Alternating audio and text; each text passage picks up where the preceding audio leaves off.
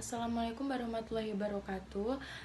Yang terhormat Ibu Nindya selaku dosen pengampu manajemen desa, terima kasih telah memberikan kesempatan kepada kelompok kami yang akan mempresentasikan materi tentang pengalaman berbagai negara dalam membangun desa. Sebelum melanjutkan presentasi pada kali ini, izinkan kami untuk memperkenalkan diri. Dengan saya sendiri, Ade Marta Primastuti dengan NPM terakhir 084 dan rekan saya Chandra Gunawan dengan NPM terakhir 061. Baik, langsung saja. Yang pertama yaitu negara Australia.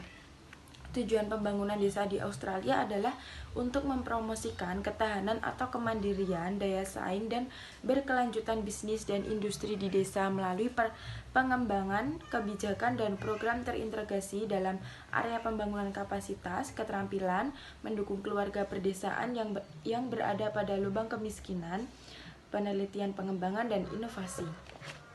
Selanjutnya yaitu visi dari pembangunan desa Australia. Jadi visi pembangunan desa Australia ini atau tujuan pembangunan desa di Australia ini adalah yang pertama yaitu peningkatan akses pelayanan kesehatan yang memadai dan komprehensif. Yang kedua yaitu pelayanan kesehatan yang efektif, memadai, dan berkelanjutan. Lalu yang ketiga yaitu tenaga kerja yang memiliki keterampilan memadai dan sehat. Dan yang keempat, pengembangan perencanaan dan kebijakan kesehatan yang kolaboratif. Lalu yang kelima, kepemimpinan kuat, tata kelola yang transparan dan akuntabel. Lalu yang ketiga, prinsip dari negara Australia ini atau prinsip pelayanan dan perencanaan kesehatan untuk perdesaan dan wilayah terpencil, yaitu yang pertama akses yang adil dan pelayanan kesehatan yang berkelanjutan. Lalu yang kedua, mengakui nilai sosial, kultural, dan keanekaragaman geografi. Lalu yang ketiga, mendukung pelayanan yang inovatif, fleksibel, responsif, aman, dan berkualitas. Yang keempat yaitu mendukung kesehatan tenaga kerja yang berkelanjutan. Lalu yang kelima, pembangunan kapasitas dan keterkaitan komunitas. Lalu yang keenam, penyediaan solusi yang relevan bagi kebutuhan lokal. Lalu selanjutnya, bekerja sama dengan komunitas, profesional kesehatan, industri, dan pemerintah. Lalu yang selanjutnya yaitu negara Norwegia. Pembangunan perdesaan di Norwegia ini dimulai dari tahun 1960 seiring dengan pembangunan infrastruktur dan industri yang didukung desentralisasi pendidikan yang lebih tinggi, menjadi masa progresifnya pembangunan dengan banyaknya agenda dan kebijakan pembangunan. Negara Norwegia ini sebagai salah satu negara Eropa yang belum menjadi anggota Uni Eropa, Norwegia memiliki fokus dan kebijakan publik tersendiri dalam pembangunan desa. Ada beberapa hal yang mirip dengan Indonesia. Bagaimana di Norwegia, kebijakan publik terkait pembangunan desa memiliki dimensi luas maupun sempit dengan peran menteri pemerintah lokal dan pembangunan wilayah sangat besar dalam formulasi kebijakan publik tersebut. Mirip dengan peran Menteri Pembangunan Desa tertinggal di Indonesia. Lalu yang selanjutnya adalah negara Finlandia. Negara Finlandia ini memiliki kategori desa, yaitu yang pertama kabupaten perdesaan yang dekat dengan daerah perkotaan atau perkotaan memiliki peluang sebagai objek pembangunan lebih baik dengan kesempatan kerja di kita lebih besar. Dengan mengembangkan daerah terbaik, warga memiliki kesempatan untuk bekerja di kota-kota dan kota-kota di dekatnya. Pertanian dan bisnis lainnya memiliki pasar yang sangat beragam di dekatnya. Ini kota perdesaan terpadu secara ekonomi terletak di bagian Finlandia. Lalu yang kedua, kabupaten perdesaan yang utama. Daerah ini memiliki peran yang penting sebagai tempat produksi. Daerah ini juga memiliki pusat industri tertentu berbasis lokasi. Kabupaten perdesaan yang utama ditemukan di Finlandia Barat dan Selatan. Lalu yang ketiga, kategori desanya yaitu kabupaten perdesaan dengan penduduk yang jarang.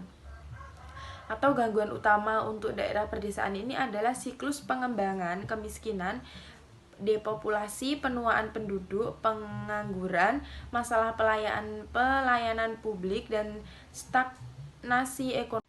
Lalu untuk kebijakan pembangunan perdesaan secara luas dan khusus pada negara Finlandia. kebijakan kategori dan pedesaan secara luas, yaitu yang pertama tenaga kerja, yang kedua kesehatan dan sosial, selanjutnya pajak dan anggaran, industri dan energi, transportasi dan komunikasi, pendidikan dan budaya, serta lingkungan perumahan masyarakat, kebijakan daerah dan kota, pertanian, hutan, dan sumber daya alam.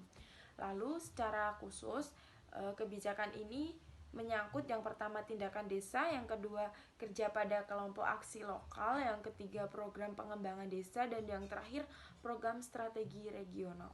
Baiklah, selanjutnya ada OECD. Klarifikasi OECD 2006 yang digunakan kebanyakan oleh negara Eropa terdiri atas 3 regional. Yang pertama itu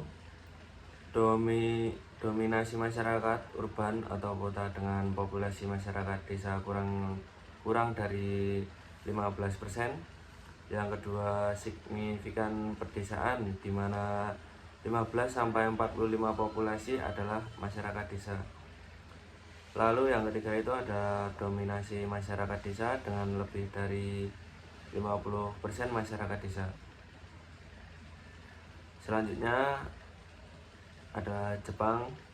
Pembangunan pedesaan di Jepang menjadi fokus utama dengan adanya tantangan seperti pengurangan penduduk, populasi penduduk yang menua, pemanfaatan lahan non-produktif, dan kepedulian terhadap masalah lingkungan. Kebijakan pembangunan desa Jepang melibatkan sektor pertanian dengan tujuan melindungi stabilitas produksi bahan makanan dan memenuhi peran multifungsi sektor pertanian. Selanjutnya ada tujuan pembangunan pedesaan Jepang. Nah, tujuan pembangunannya itu terdiri dari 4. Yang pertama itu peningkatan kemampuan ekonomi. Selanjutnya ada peningkatan kemampuan kesehatan. Lalu ada peningkatan kemampuan perlindungan. Lalu yang terakhir itu ada peningkatan kemampuan politik. Lalu tujuan pembangunan pedesaan Jepang. Tujuan jangka menengah. Nah, yang pertama itu peningkatan pendapatan pertanian. Yang kedua peningkatan pendapatan non pertanian. Lalu yang ketiga itu peningkatan kesehatan umum.